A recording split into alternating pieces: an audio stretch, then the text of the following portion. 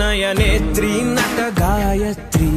మనసారా నిను కీర్తించి పులకించినది ఈ జనధాత్రి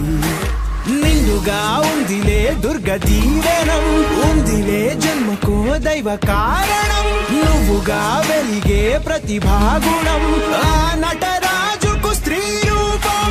కళకే అంకితం నీ కణకణం వెండి తెరకెన్నడో ఉందిలే రుణం పేరుతో పాటుగా అమ్మనే పదం నీకే దొరికిన సౌభాగ్యం భాష ఏదైనా ఎదిగి ఒదిగావు చరిత పుటలోన